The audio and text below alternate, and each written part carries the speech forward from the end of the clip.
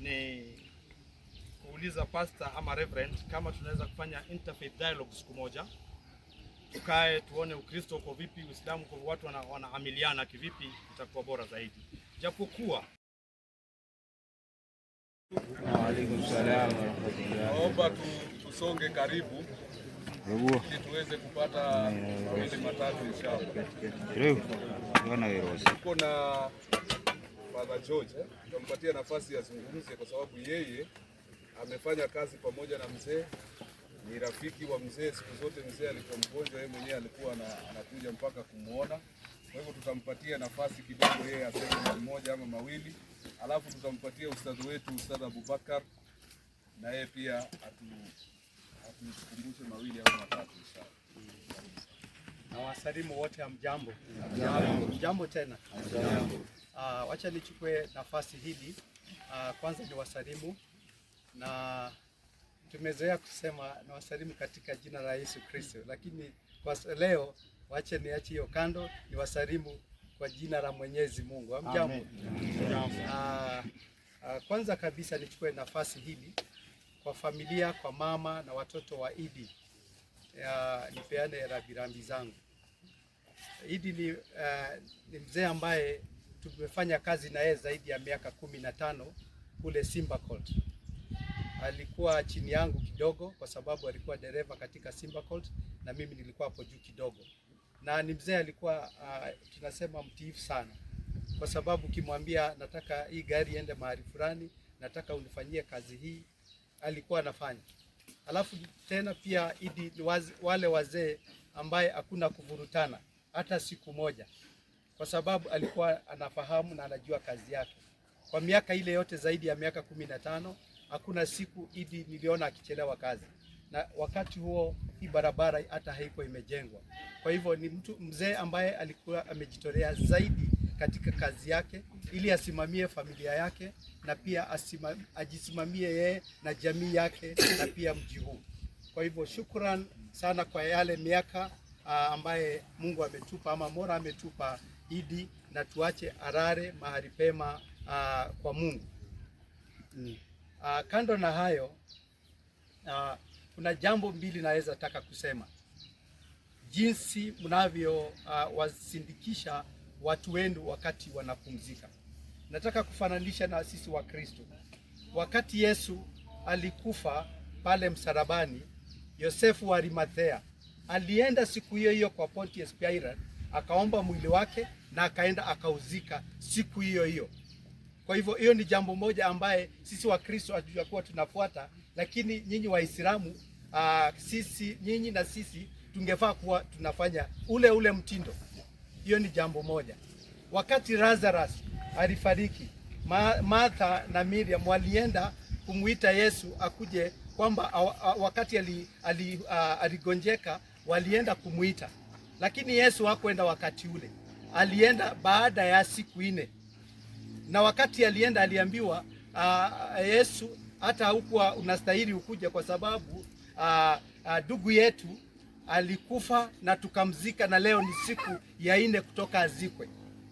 Na akasema nini? Mimi ndio ufufuo na mimi ndio mwenye moyo ama uhai. Alienda pale kaburini akasema, ondoeni mawe na mfungue ile kitambaa alikuwa amefungwa naye. Tunaendelea, tunapelekana, mfungue ile kitambaa. Si ati kwamba mtoeni kwa ile sanduku alikuwa amezikwa naye, lakini alisema muondoe mawe na ile kitambaa ambaye amefungwa naye muifungue. Na pia zaidi ya hayo akaenda akawa amefufuliwa.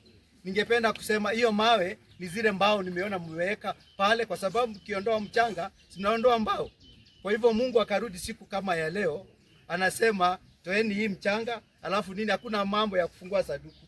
Kwa hivyo hiyo ni mambo ambaye ya muhimu sana nimeona. Na ya mwisho niseme, sisi tunaweka mtu siku 7 ama siku 8, na kama uko na jamii yako ambao wako mbali wanakaa hata mwezi, hiyo mwezi unapata mnatumia pesa, hiyo mwezi unapata mnalipa pale mochari, hiyo mwezi unapata kwa jamii kila siku ni kuomboleza, watu wanajaa kule nyumbani. lakini nyinyi ni siku hiyo hiyo na mnazika, na hiyo mambo inaisha, mnaendelea baadaye na ile tunaita aje, ile maombolezi, si kweli? Kwa hivyo mimi nawapongeza kwa haya, kwa sababu kwa sisi wa Kristo, na kama kuna Wakristo ambao wako hapa, unapata kwa hiyo jamii kuna mtoto ambaye anafaa kwenda shule lakini bado pesa ni ya kununua sanduku inatafutwa. Kuna jamii ambaye wanataka wako na shida ya hata ya chakula, na bado siku hizo pale kwa boma chakula bado inaendelea kutumika. Pale kwa mochari inalipwa, sanduku inalipwa. Hayo mambo yote ikiongezwa na ikiletwa pamoja, inaweza somesha watoto wa jamii hiyo mpaka wakaweza kumaliza shule yao. Kwa hivyo nasema kwa hayo na wapongeza, na mambo mengine mengi, na jinsi hata vile mnaishi kwa utulivu, kwa upole na upendo, na kama jamii moja. Kwa hivyo muendelee hivyo hivyo, na Mungu, sisi wote, hii ndiyo njia. Uzikwe na sanduku, uzikwe na chuma, uzikwe na mbao, uzikwe mchanga tupu, ufungwe. Sisi siku moja pale kwa kiama Mungu atatuita na majina. Na kama wewe ulikuwa unajiita Muislamu na ufuati jinsi Waislamu wanafundisha katika dini, utapelekwa kwa sijui kama kwa Waislamu kuna moto. Tunaongea, unajua naweza sema kwa ni maziwa. Kwa hivyo na sisi pia Wakristo, kama unasema wewe ni Mkristo na ufuati vile Wakristo wanafundishwa na kufuata Biblia ama Quran, bado mtindo ni ule. Kwa hivyo katika ile dini umesimamia, tujue mbele ya yote sisi wote tutapiga magoti kwa Bwana Mungu wetu, ili tuambie kwamba wewe kama kwa dini ya Waislamu, sisi kama Waislamu tulifundisha haya, haukufuata. Tulisema unafaa kufanya hivi, unafaa kutembea hivi, unafaa kuvaa hivi, na hiyo yote haukuweza kufanya. Kwa hivyo sisi wote tuko mikononi mwa Mwenyezi Mungu. Mungu abariki, Mungu abariki jamii, Mungu abariki hata ili jamii yote ambao wamekusanyika hapa, na tuombe Mungu atupe maisha marefu, tuweze kulea watoto wetu, tuweze kuishi pamoja kama jamii kwa upendo, na tuone yale maendeleo yanakuja area hii. Mungu awabariki. Asante sana Father MCA wa Nashu, na Father, sisi kama Waislamu pia tunakukaribisha katika Uislamu. Utampata Yesu huko ndani, pia tunakukaribisha. Asante sana na tumeshukuru sana kwa kuchukua muda wako, tunashukuru sana. Bismillahirrahmanirrahim. Innal hamdalillah nahmaduhu wa nasta'inuhu wa nastaghfiruhu wa nastahdihi wa na'udhu billahi min shururi anfusina wa min sayyiati a'malina. Man yahdihillahu fala mudilla lahu wa man yudlil fala hadiya lahu. Wa ashhadu anna Muhammadan 'abduhu wa rasuluhu. أرسله بالهدى ودين الحق ليظهره على الدين كله ولو كره الكافرون. أما بعد، السلام عليكم ورحمة الله تعالى وبركاته. وعليكم السلام ورحمة الله وبركاته. بعدكم نشكر Mwenyezi Mungu na kumtakia rahma Bwana Mtume Muhammad sallallahu alaihi wasallam. Mimi sikusimama hapa kuzungumza, ni kutekeleza amri ya vijana wangu ambao kwamba ni ustadhi yuko naye hapa na ndugu yake yuko pale. Wananiona kwa kwamba mimi ni mzee wao, kwa heshima yao wakanipa nizungumze, na ni kweli ni mzee kwao, kwa sababu Idi ndio rika letu, sisi ndio wazee tuko tuliobakia katika eneo hili, na vijana alhamdulillah wakitutambua ni shukrani kwa Mwenyezi Mungu. Lakini kwa hivyo pia sitoweza kuzungumza, bado nitamkisha mwenzangu ndio aweze kuzungumza kwa idhini yao, waweze kunipa nafasi hiyo, nimpe ustadhi Nasibu ambaye kwamba nilikuja naye aweze kuzungumza, japoje wao walitaka nizungumze, lakini nitampa ustadhi Nasibu aweze kuzungumza inshallah. Tafadhali. Assalamu alaykum wa rahmatullahi wa barakatuh. Wa alaykum salaam. Alhamdulillah wa salatu wa salamu ala rasulillah sayyidi sallallahu alayhi wasallam.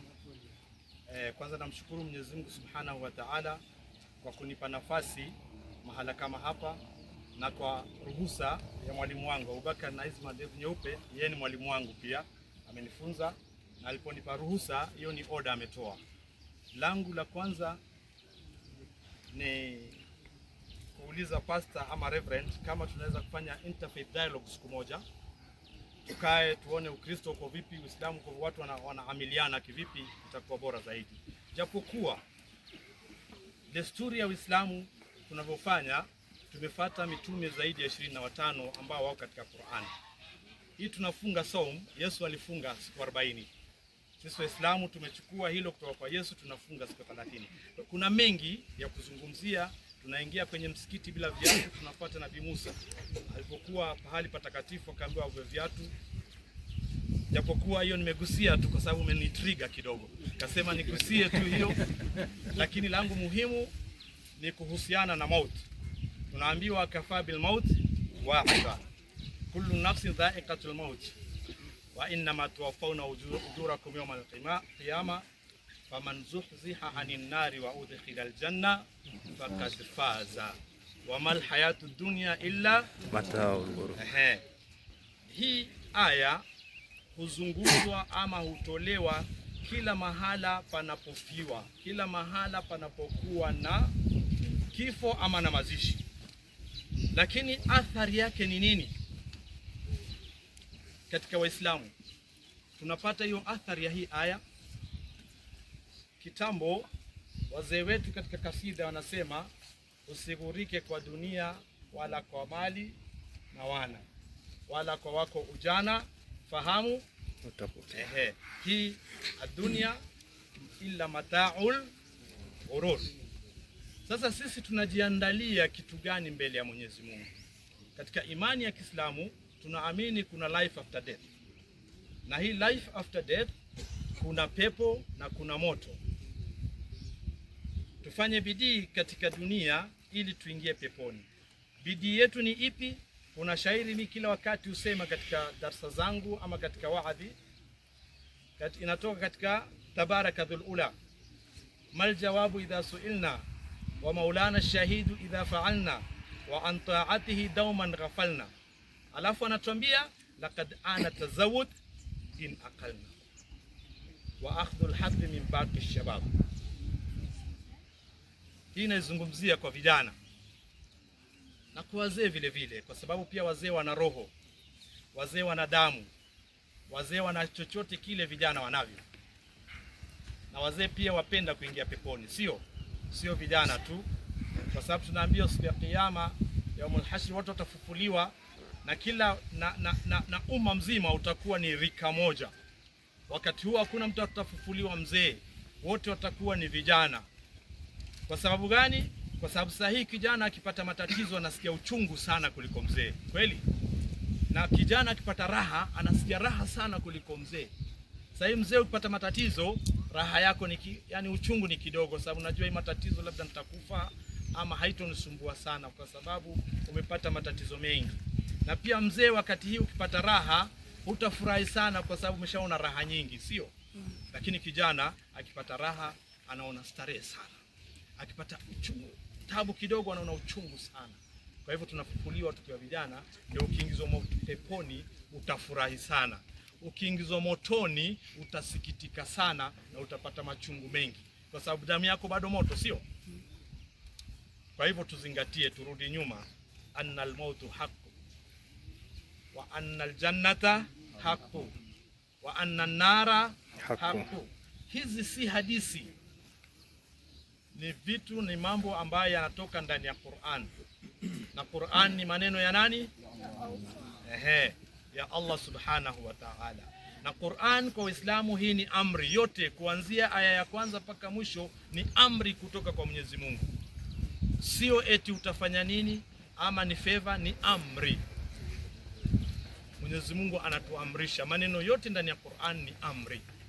Hadith ndio tumeletewa hii, kuna amri ndani yake na kuna utafuata ukitaka ufuata na usipotaka usifuate. Kifo ni haki lazim kwa kila binadamu, kwa kila kiumbe ambacho kina uhai ni lazim. Moto ni haki, ni lazim. Pepo ni haki, ni lazim. Maksudio yetu ya uhai ni nini? Wama khalaqtul jinna wal insa illa liya'budun. Tuyafuata hiyo ama tuwafanya? Nijiulize nafsi yangu na nafsi zenu, je, hii amri kwamba tumeumbiwa kuabudu Mwenyezi Mungu tuwafanya? Hii kazi, hii nini? Hizi ni asbab. Hizi ni asbab ya sisi kuishi katika dunia. Lakini sababu kubwa ya sisi kuwa hai hapa illa liya'budun. Tuwafanya? kama hatufanyi, basi iwe kifo cha Idi leo iwe ni sababu ya sisi kuanza kubadilika. Iwe hii kifo ya leo iwe ni sisi ama ni mimi nianze kubadilika na kubadilisha mwenendo wangu kutoka leo. Tuko tayari? Waislamu sisi kwa promises tunajua sana kufundisha vitu na kukubali, lakini unajua ukishakubali tu, hii ni ahadi umemwekea nani? Wa innal ahda kana, sio nasibu.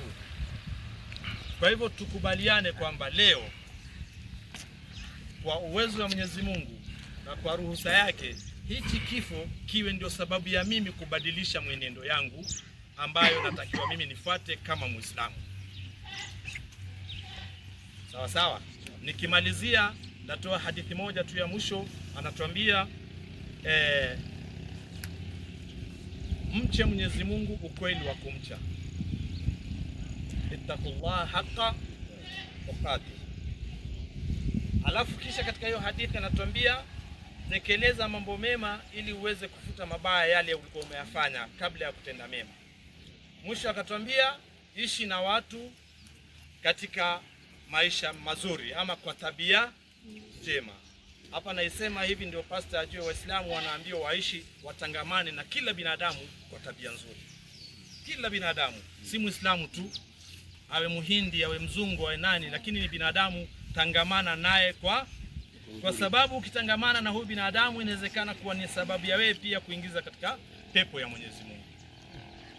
Kwa hivyo Waislamu ni watu wema, na ukisikia hawa maybe al-Shabab al-nini, hii si Uislamu.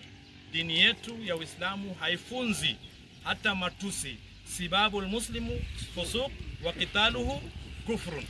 Kutukana na Muislamu kwa Muislamu ni ufasik, na kupigana ni ukafiri. Kwa hivyo haturuhusiwi Waislamu kutukana mtu, kumsukuma, haiko katika dini ya Kiislamu. Kwa hivyo ndio nasema tukiweka interfaith dialogue kidogo, tutazungumza tujue Uislamu yasema nini na Uislamu yataka nini na Uislamu yataka watu waishi vipi katika hii dunia. Kwa hivyo langu mimi ni mzungumzaji, lakini mzungumzaji mwenye aibu na haya. Wengi tunafahamiana, lakini hawajui kama nazungumza. Nina aibu na haya. Kwa hivyo kwa hayo machache, inshallah, kama itakuwa nimekukwaza kwa chochote kile, naomba msamaha, kwa sababu msamaha ni kitu mzuri kwa tunaombana kila wakati. Na tumuombee maiti yetu wa marhum, dua inshallah Mwenyezi Mungu ampokee kwa mikono miwili, amuingize katika pepo yake, amkulie kaburi yake, ajalie kaburi yake iwe ni rawda miongoni mwa rawda za janna, na asijalie kaburi yake iwe ni shimo miongoni mwa shimo ya moto. Kwa hivyo namshukuru mzee wangu, mwalimu wangu Abubakar, namrudishie usukani, ndio naye apeane usukani kwa wengine. Kwa niaba ningependa kurudisha shukrani kwa wote ambao kwamba wamewacha shughuli zao, wamewacha makazi yao, wakaja kwa ajili ya kumsindikiza mzee. Bila shaka hatuna cha kuwalipa isipokuwa kuombea Mwenyezi Mungu. Manake Mtume anatufundisha yule mwenye kuwafanyia wema lipeni, na kama hamna cha kulipa basi ombeni. Kwa hivyo hatutatoilisha zaidi ya hapo, tutafanyiwa dua na Ustadh Abubakar, sababu inshallah tutakuwa ni wenye kutawanyika. Al-Fatiha.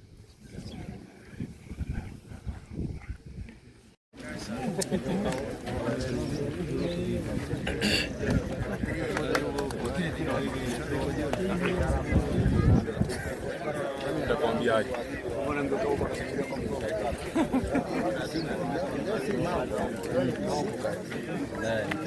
Leo ni mteremko na midaba iko kipi?